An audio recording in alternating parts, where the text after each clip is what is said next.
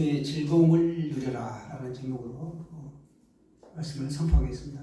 오늘도 주 하나님 앞에 예배하려 이렇게 귀한 자리에 나오신 여러분을 환영하고 축복하면서 여러분 안에 성령의 능력이 또 은혜와 평강이 넘쳐나시기를 소망합니다. 아멘.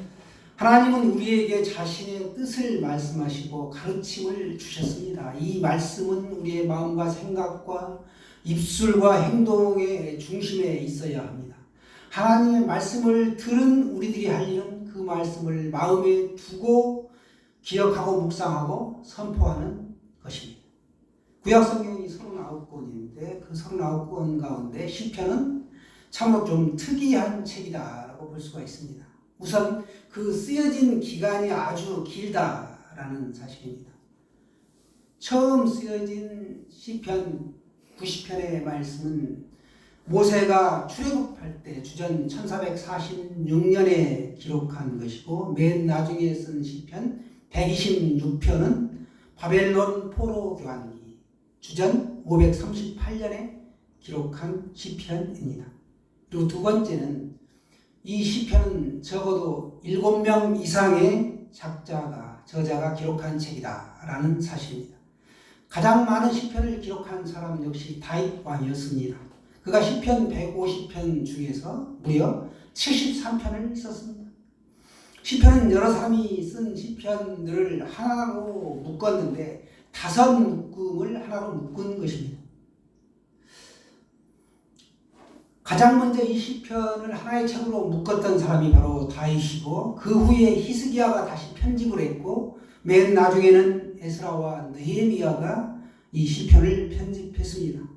오늘 본문에 나오는 시편 이 119편은 시편의 묶음 가운데 제5권에 해당합니다. 그리고 창세기에서부터 요한계시록까지 이 성경 말씀의 이 큰 가운데 딱 절반을 나누면 시편 119편이 바로 해당합니다.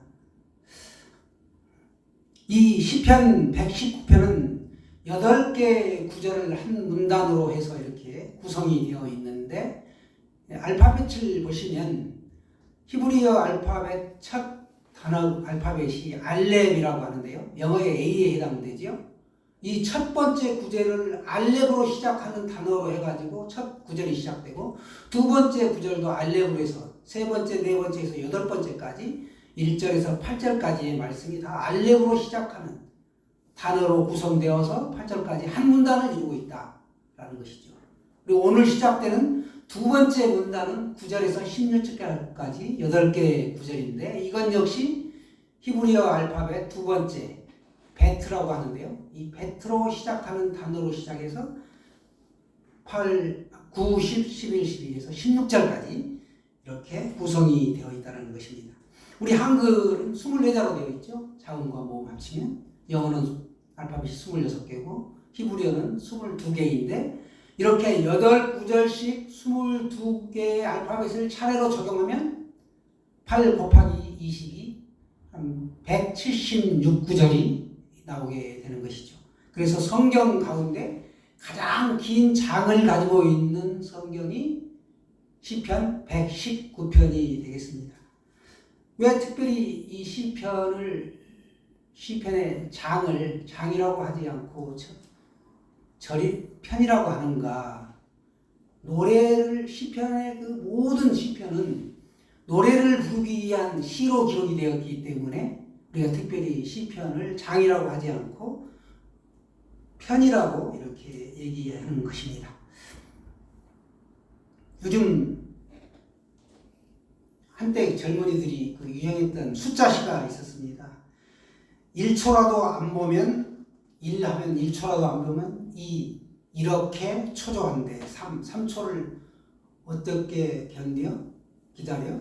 4 사랑해 널 사랑해 5 오늘은 말할 거야. 이렇게 하면 귀에 쏙 박히고 알아듣기가 쉽죠? 이처럼 시편을 기록한 것이다 라는 사실입니다.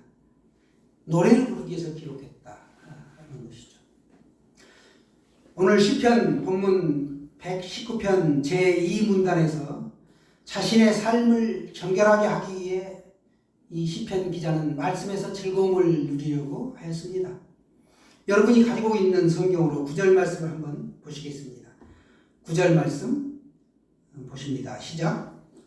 청년이 무엇으로 그의 행실을 깨끗하게 하리이까? 주의 말씀만 지킬 따름이니이다. 아멘. 여기서 청년은 성년의 남자이기도 하지만 하나님을 믿는 우리들을 말씀하고 있습니다. 행실은 실제로 드러나는 행동이죠. 청년이 묻습니다. 어떻게 하면 깨끗하게 살 수 있습니까?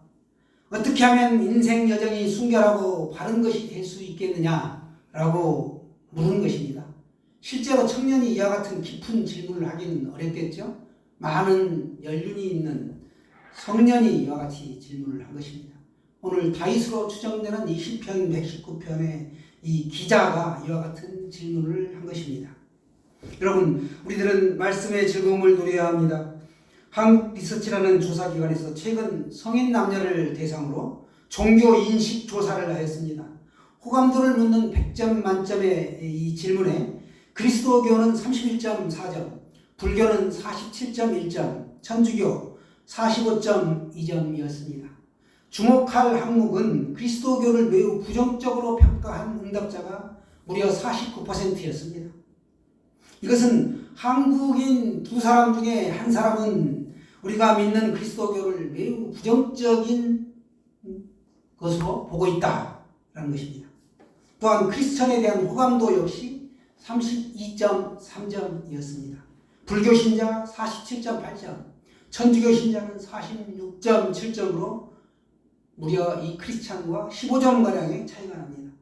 그런가 하면 성직이라고 하는 이 목사는 33.1점, 승려 45.9점, 신부 48.1점으로 목사가 역시 10점 이상 크게 뒤지는 것으로 나타났습니다.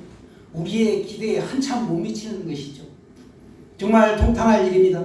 저를 포함하여 우리들은 하나님의 자녀들입니다. 하나님이 우리를 지켜보고 계시죠.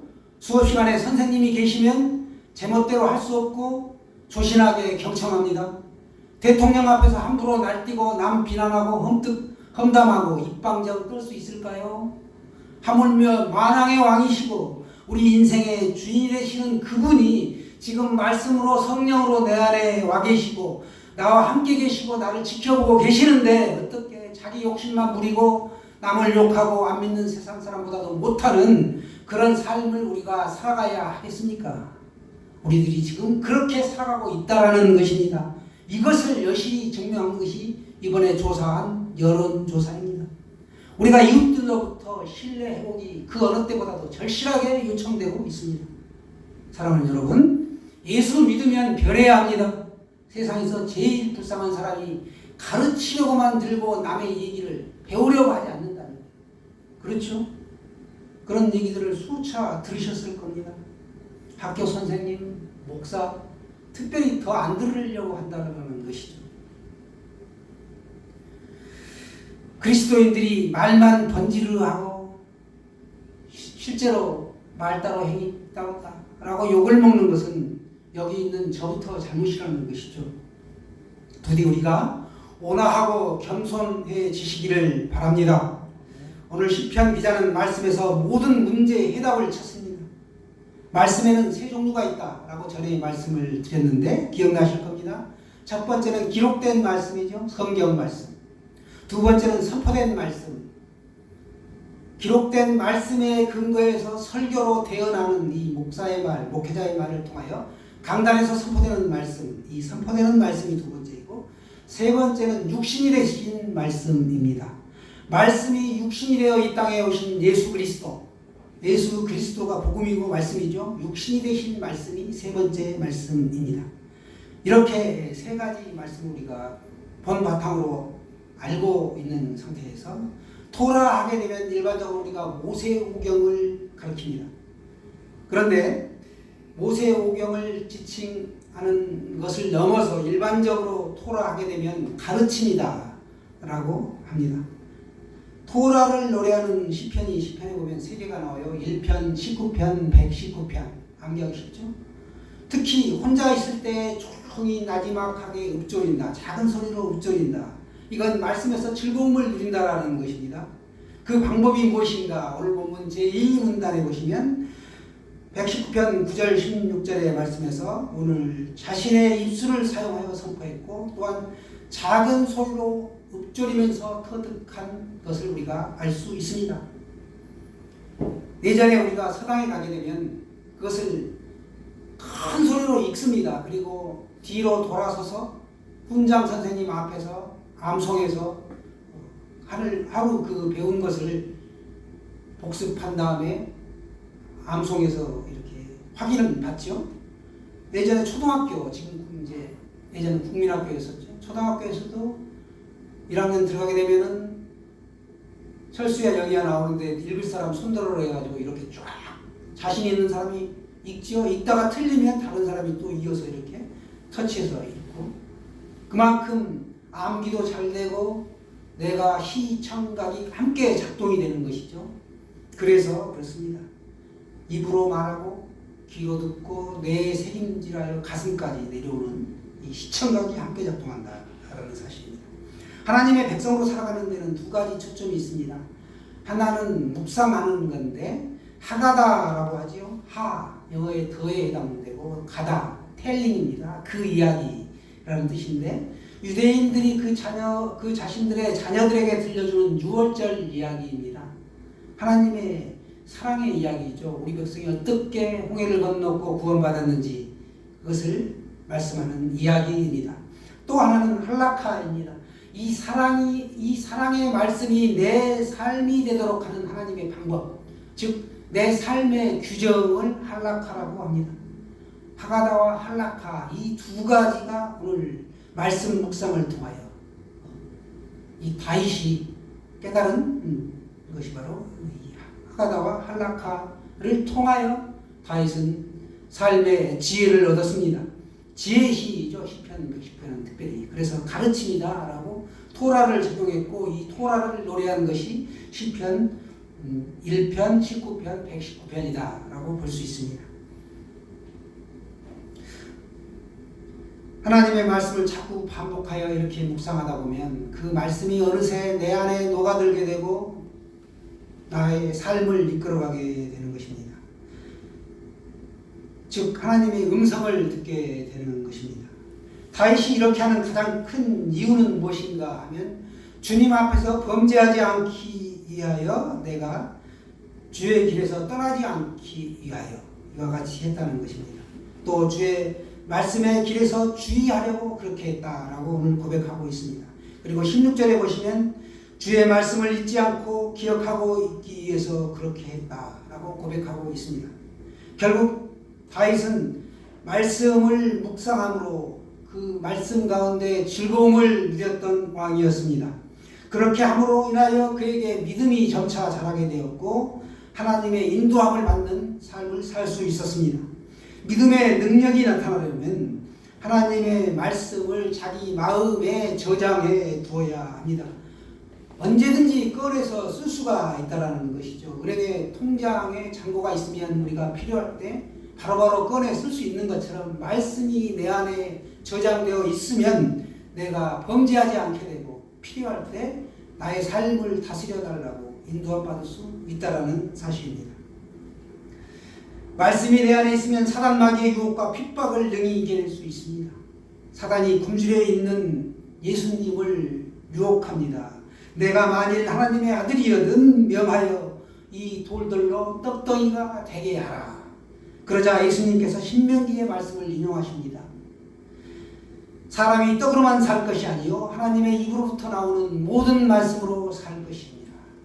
이렇게 말씀합니다. 나그네 인생길에 함께 해주시는 하나님을 바라볼 때 광야 같은 이 삶은 약속의 땅을 가는 여정에 지나지 않습니다. 그리고 그 여정을 가는 동안에도 늘 함께 하시는 하나님께 우리는 감사할 수밖에 없습니다. 퇴근한 아들이 하루는 그 어머니에게 어머니 오늘 아침에 출근하는데 차가 3바퀴나 굴렀지만 나 하나도 안 다쳤어요.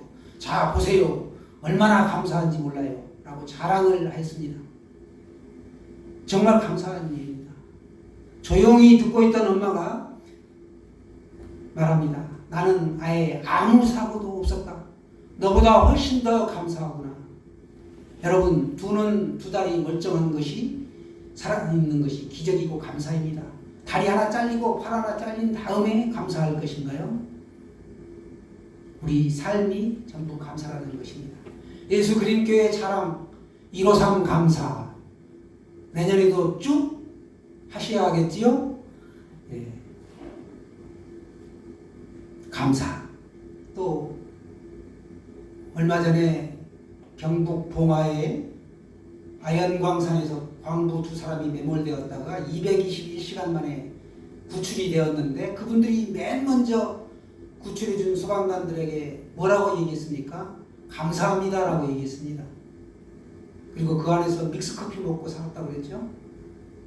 그렇습니다. 그분들이 예수를 아직 안 믿는 것 같긴 한데 먼저 감사하다라고 고백했다는 거예요. 우리 삶이 감사 자체입니다.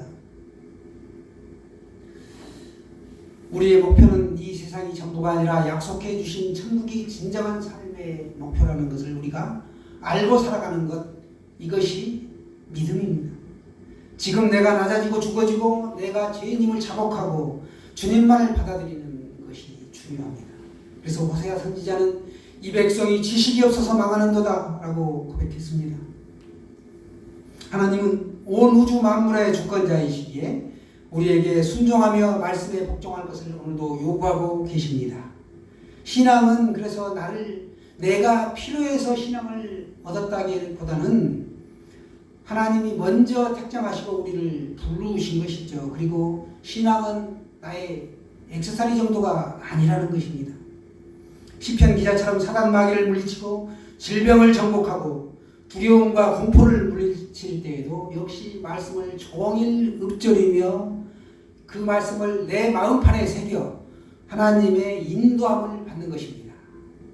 여러분이 성경책을 이렇게 지니고 다닌다고 해서 집에 성경책을 두고 있다고 해서 우리가 안심할 수 없습니다. 부뚜막에 소금도 집어넣어야 짜고 구슬이 서말이라도 깨워야 보배다. 한국 속담은 우리를 깨우쳐 줍니다. 말씀을 읊조리며 말씀에서 즐거움을 누릴 때 그 말씀이 우리를 위급한 상황에서도 건져주시고 놀라운 힘이 나타납니다. 다윗처럼 믿음이 자라려면 우리 또한 말씀에 즐거움을 누려야 한다는 사실입니다. 우리가 믿음의 길을 갈 때 말씀이 우리를 신의 성품에 참여하는 자로 성장시켜 줍니다. 성경은 그래서 우리가 믿음을 생산하는 책이다 라고 합니다. 로마서 10장 17절에 우리 암송하고 있죠. 그러므로 믿음은 들음에서 나며 들음은 그리스도의 말씀으로 말미암았느니라. 아멘입니까? 우리가 쉿 하게 되면 조용히 하라 라고 하는 뜻인데 이것은 곧 귀로 듣고 영의 귀로 또 들으라는 것입니다. 경청하라는 것입니다. 말씀을 통해 우리의 믿음도 자라가는데 여기서 잠깐 믿음에 대해 우리가 중요하기 때문에 확인하고 가겠습니다. 믿음의 내용에는 세 가지가 들어가야 합니다. 첫 번째, 예수님은 하나님의 아들이시다. 두 번째, 예수님께서 나를 위해 십자가에서 죽으시고 3일 만에 부활하셨다. 이걸 알아야 되고, 세 번째는 예수님의 십자가의 대속 사역으로 내 죄가 깨끗하게 씻음 받았고 이 사실을 믿는 사람은 구원을 받았다라는 이 세 가지 사실이 믿음에서 믿음을 구성하는 요소가 됩니다. 여기에 반응하는 것이 믿음이죠. 믿음은 그래서 선택이 아닙니다. 이미 주님이 길을 우리에게 예비하여 주셨습니다. 우리는 예수님을 통하여 구원을 받았습니다. 이 구원을 받는 도구가 믿음입니다. 구원을 전달받는 통로가 믿음이죠. 믿음을 구성하는 요소, 또 신뢰, 신념, 헌신이 필요합니다. 신념은 단순히 동의하는 것입니다. 믿음은 동의하고 인정하는 데서 끝나는 게 아니라 인정하는 것을 넘어서야 한다는 것이죠. 신뢰한다 그러면 우리가 동의하는 것을 행하는 것을 말합니다. 행위가 따른다는 거예요. 그리고 헌신한다 하게 되면 내가 믿는 진리를 위하여 나를 기꺼이 드리는 것을 말씀합니다. 또 믿음이 관여하는 영역은 우리의 지성과 감성과 의지, 이 세 가지 영역을 모두 다 막론합니다. 믿음이 동의하는 것이라면 지성에서 멈췄겠죠. 그렇지만 믿음으로 마음으로 믿고 행동하는 것까지 나아간다. 그래서 우리가 감정과 의지가, 감성과 의지가 다 포함된다라는 사실입니다. 우리가 말씀을 들을 때 믿음이 자라고 성령의 인도함을 받기에 믿음에 대해서 우리가 기본적인 내용을 꼭 숙지할 필요가 있습니다. 무식하게 그냥 하면 믿음이 자라지 않습니다. 말씀을 들어야 믿음이 자란다는 거예요. 말씀을 듣고 내가 확신이 서고 성령의 인도함을 받으면 내가 행위가 변하고 사람이 변한다는 것이죠. 오늘은 대림절 셋째 주일이면서 성서주일입니다. 성경 연구와 보급을 위해 설정한 주일이 바로 성서주일이죠. 매년 12월 둘째 주일에 성서주일로 지킵니다.